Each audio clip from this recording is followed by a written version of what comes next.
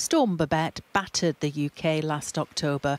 It caused devastating flooding, widespread power cuts, and a number of people lost their lives. 6 months on, and many communities are still picking up the pieces. In Catcliffe, near Rotherham, more than 200 homes were evacuated when water levels reached over 6 feet high. On Sheffield Lane, the majority of residents still aren't back in their homes, forced to stay with family or in hotels whilst they wait for their properties to be repaired. Chris Lloyd's home was so badly damaged he won't be in it till June. He says they feel totally forgotten. They're not helping us. There's nothing being helped or said, but give us something. Reduce the amount of water that potentially could come in. But do something, tell us something.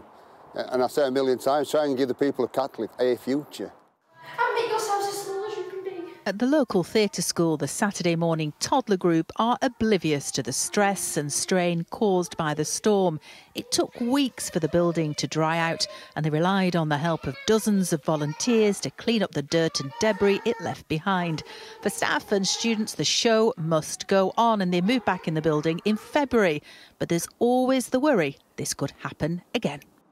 It sounds really sad. Every time there's like heavy rain, I'm sat at home thinking, I hope it's not raining in Catcliffe, because if it's heavy again, it's just awful having to think like that. We knew quite a few of the children on this road, and it was just like heartbreaking to know that it was their home that had been destroyed.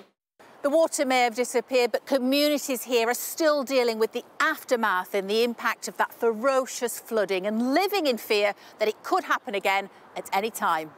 The government says it's tackling the problem by investing in flood defences and taking action to make the UK more flood resilient.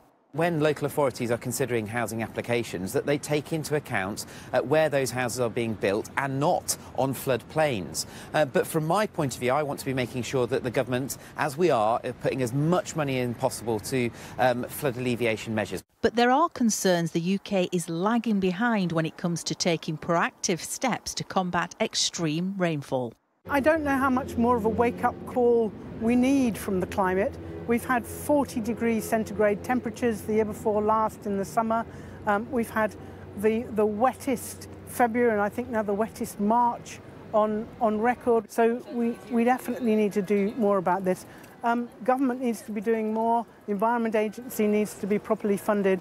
As communities continue to rebuild their homes and lives, many feel they've been left to fend for themselves, in fear they won't be protected when the next storm arrives.